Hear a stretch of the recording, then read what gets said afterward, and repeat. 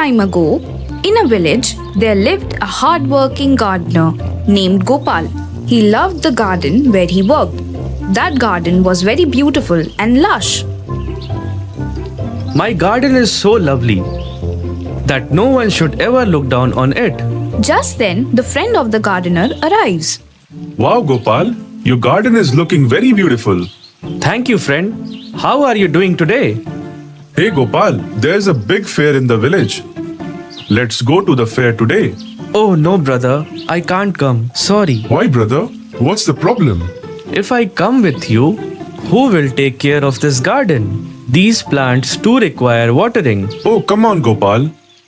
On the tree of that garden lived a monkey who was Gopal's friend. Gopal used to call him Chotu affectionately. Hanging from a branch and listening to Gopal and his companion, Chotu said, Hey Gopal bro, why are you worrying? You can go. I will take care of this garden and will also water the plants. Chotu, will you be able to do it? Yes, I'll take care of it. Come on. Now your problem is solved, right? He will take care of everything else. Okay, let's go. Gopal and his friend after handing it over to Chotu. Chotu calls his friends for his help. Dear friends, listen to me carefully. Say Chotu, say, what do we have to do? We need to water all of the trees and plants in this garden. Water? That's fine. But how do we know which plants require how much water? We don't have any idea for this. The larger the plant, the more water it will require because the roots of the plants drink water. So the smaller roots will drink less water and for the larger roots it will be vice versa. But how will we identify which plants have large roots and which have small roots? Oh yes, I didn't even think of it. Why are you guys thinking so much? Do one thing, uproot all the plants and measure them. Give more water to the plants that have bigger roots and less to the ones with the smaller roots. How's that? That is so true. So guys, let's work. Hearing Chotu's instructions, all the monkeys uproot all the plants in the garden and begin watering them. The gardener returns home from the fair in the evening. He turns red with anger. Gopal regrets his own stupidity. There lived a man named James in a village, Moratok. He used to work in others' fields to earn his living. His wife Stella and his son Robert lived in his family. They were poor but very happy in their life. They used to work hard to earn. Hey Stella, please serve the food fast. I have to go to work early tomorrow. Yeah, sure, just 5 minutes more. After a while, Stella serves the meal and everyone sleeps after eating. Hey, why do you have to go early tomorrow? Dear, tomorrow there is lot of work to do in the field, so I'll go there early. Okay. Now stop talking and go to sleep. The next day, James got to the field before sunrise and starts working. Working, it got evening and dark. James was about to leave the field when he suddenly stepped on a snake, and the snake bit James. James started shouting loudly. Since it was evening, everyone was indoors after getting back from their fields, and so nobody could hear James shouting. After some time, James fell unconscious. Next day, few people came to the field and they saw James lying unconscious in the field. Let's go and check. Villagers go near James. Hey James bro, get up. What happened to you? But James didn't get up. Then one man looks at his feet. James bro was bitten by a snake. See the marks on the foot. Everyone takes James to his home. Oh, what happened to my husband? Why did you all bring him in this way? Then one man tells the fact to Stella. Listening to all this, Stella felt the ground slipping under her feet. Oh my God! What did you do? What will I do now?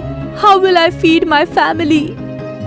Stella started crying. Now the house responsibility was completely on Stella. Now Stella started working in the fields and earned her living. Few years passed. Now Robert started to go to school. Ma, please give me my tiffin fast. I'm getting late to school. Yes, my son, I'm bringing it. Stella brings the tiffin and hands it to Robert. Time passed. Robert started to go to college. He never felt sorry for his mother's condition, and he had become irresponsible. Hey friends, why not we go for a picnic tomorrow? Yeah, sure. We will have lots of fun. Saying this, all his friends go home, and Robert sits there thinking. I have agreed to go to the picnic. But from where I'll get the money? Robert, immersed in this thought, comes home and tells his mother, Ma, I need 5,000 rupees tomorrow. Hey son, why do you need so much money? And I don't have that much money, son. Ma, I don't know anything. You do anything, but give me money till evening. Otherwise, I will not come home. Hey son, don't do this. I really don't have that much money with me. Ma, do anything. I want the money at any cost. Okay, my son, I will do something. Stella gets worried on how to get so much money. She goes to the owner of her field and asks for half of the money as loan. But even then there was shortage of money. Now Stella goes to her neighbor and asks for some loan. And anyhow she gathers 5,000 rupees. Ma, give me the money, fast. Yes, my dear son, I will give it to you right now. Stella gives the money to Robert. Both of them go to sleep after having dinner. The other day, Robert leaves with his friends for picnic. Son, be careful and keep your money safe. Yes, Ma. I'm not a small kid now. Robert leaves home and all the friends catch the bus to go to picnic. Robert looks at a girl in the bus and he likes her. Robert starts talking to her. Hi, I'm Robert. What's your name? I'm Grace. After talking to her, he starts loving her. But Grace was a very angry girl. After getting back from picnic, Robert brings Grace his home. Ma, see who is with me. Who is she, son? Stella looks at Grace, but Grace was looking at her angrily. After staying for a while, Grace leaves their house. Ma, did you like Grace? I'm going to marry her. Son, I do not think this girl is good for you. You will find a far better one. You don't teach me. If I ever get married, it will be with Grace. Okay, son, as you wish. You have to spend your life with her. If both of you stay happy, why would anything bother me? After a few days, Robert and Grace got married. One day, Grace started arguing with her mother-in-law. I will not do any work. If you want to do, you can do. Otherwise, leave it. Oh dear, but when I will not be here, you will have to do everything. I will see then. Don't try to teach me. In the evening, when Robert comes home, hey, look, your mother doesn't work at all and makes me to do everything and argues with me on the top of that. Robert goes and abuses his mother. Grace becomes happy after seeing all this. Now this became routine. Grace used to provoke Robert against his mother, keeping Robert away from his mother. One day she burnt her hand by herself, and in the evening when Robert came home, hey, see what your mother did today. I refused to work and so your mother burnt my hand. After listening to Grace, Robert got very angry. He threw his mother out of the house. Son, what have I done that you are throwing me out of the house? Where will I go at this age? Think about your old mother, please. Don't do this, son. Stop crying and get out of my house. Poor Stella takes her stuff and leaves the house. She starts living in a temple nearby. Time passes by. One day, suddenly Robert feels pain in his heart. Hey Grace, I'm having a pain in my heart. Please take me to the hospital. Grace takes Robert to the hospital. Doctors check Robert and tell Grace, Look, madam, there is a hole in your husband's heart. We will have to find a person by tomorrow who would be ready to give his heart to him. Otherwise, we will not be able to save your husband. Hearing this from the doctor, Grace gets terrified. She doesn't understand what to do. Robert's neighbor finds this out and she tells this to Robert's mother. As soon as Robert's mother comes to know this, she comes to the hospital immediately and talks to the doctor.